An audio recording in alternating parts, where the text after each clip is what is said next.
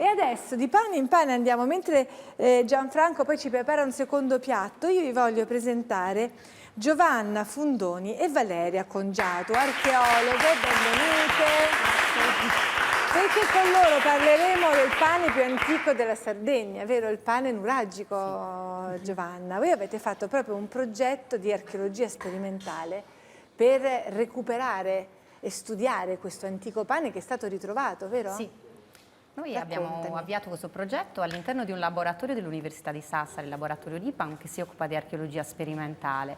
E qui siamo proprio partiti dai dati, dalle testimonianze dell'archeologia, quindi i ritrovamenti degli scavi archeologici. Abbiamo studiato le origini della cerealicoltura in Sardegna. Ecco, questo è un sito dell'antica civiltà nuragica. Sì, la civiltà nuragica. Cos'era la civiltà nuragica? Raccontiamola. È una civiltà molto importante per la Sardegna, che si sviluppa tra l'età del bronzo e poi fino ad arrivare all'età del ferro, a partire dal bronzo medio, e il suo inizio si colloca più o meno 1600 anni prima di Cristo. La civiltà che ci ha lasciato i nuraghi, quelle grandi torri che costellano tutta la nostra isola. Quindi è una civiltà di 3500 anni fa, antichissima. Sì. E ci sono appunto resti di insediamenti, di villaggi, tra cui avete trovato che cosa? In questi villaggi, insediamenti, sono stati trovati diversi resti che ci ricostruiscono la vita in questo periodo, ma riguardo il nostro studio sono stati trovati resti di cereali che ci provano l'esistenza della cerealicoltura addirittura da prima dell'età nuragica. I primi cereali in Sardegna sono stati coltivati nel VI millennio a.C., quindi 6.000 anni prima di Cristo. Quindi 8.000 anni fa? Sì. Mamma mia, penso. Poi sono stati trovati molti dati riguardo la cerealicoltura in età nuragica. Abbiamo resti di chicchi di cereali carbonizzati ritrovati in diversi siti, per esempio al nuraga Rubio di Orroli, al villaggio di Genna Maria di Villanova Forro. Sono stati trovati soprattutto nei focolai dei chicchi di grano e di orzo carbonizzati. Sì, sono stati trovati anche delle briciole di pane carbonizzate, sempre nel nuraga Rubio. Ecco, me lo fai vedere il pane nuragico? Sì. Questo è un pane nuragico che abbiamo riprodotto noi. Perché l'archeologia sperimentale fa questo, poi ricostruisce le cose a seconda delle fonti documentate. Sì. Ecco, e come ce lo puoi descrivere? Ce lo vuoi descrivere tu o ce lo vuoi descrivere invece Valeria? È un pane non lievitato, fatto con un impasto di farina, acqua e un pochino di sale, che viene cotto in un tegame di terracotta, eccolo qua. Sì, anche questo è ricostruito, sì, no? Sì. Tegame di terracotta. Con le farine ed è decorato? È stato trovato con questi decori? Sì, raccontami si usavano, questi sono timbri di terracotta, si prendono da questa presa, si decoravano quindi sul pane morbido, quindi prima della cottura, semplicemente imprimendolo con un po' di forza e lasciavano appunto questa decorazione. Ed era in questo caso però un pane particolare, era un pane, probabilmente un pane rituale, quindi diventava. E in più si potevano usare rituale. Tutto ciò che si trovava in quell'epoca, come ad esempio un bastoncino di legno.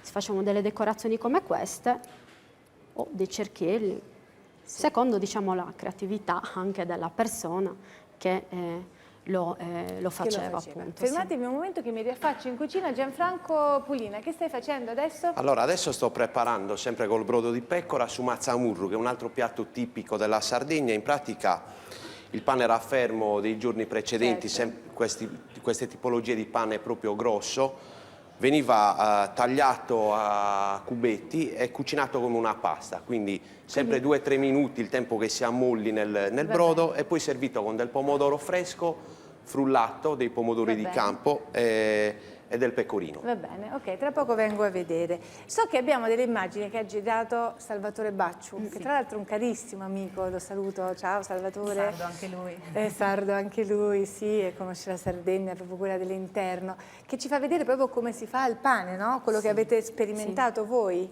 Raccontamene, puoi descrivere? Sì. È un pane, in questo caso state vedendo delle immagini, delle dimostrazioni che facciamo noi con un'associazione di archeologi che utilizziamo per divulgare i risultati delle nostre ricerche, in particolare in questo caso sul pane. Le divulghiamo al pubblico attraverso laboratori e dimostrazioni in cui si può anche partecipare, molto spesso rivolte anche ai bambini.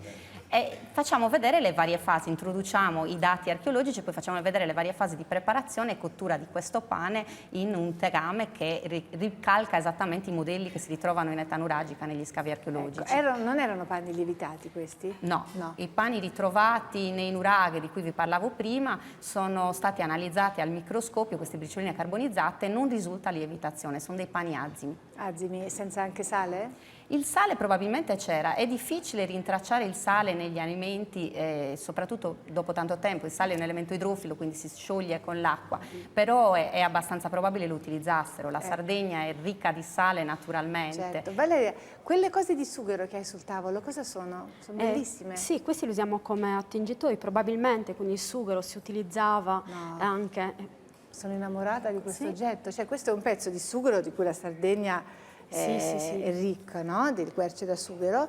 E l'abbiamo trovati anche nei nuraghi, li utilizzavano anche come isolanti probabilmente all'interno dei nuraghi e delle capanne. Però questo l'avete fatto voi così come Sì, questo è fatto nostro, è recente. È recente, non è nuragico. Non è nuragico. Ovviamente è un artigiano, si usano ancora. Però si usavano ancora, sì. Ma si usavano anche all'epoca?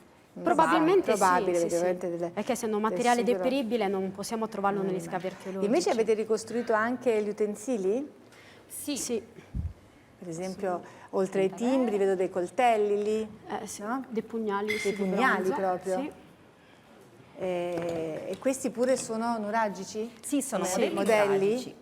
Sì. Li hanno realizzati i nostri colleghi del laboratorio RIPAM, loro si occupano di archeometallurgia, riproducono le tecniche di fusione del bronzo. Sì.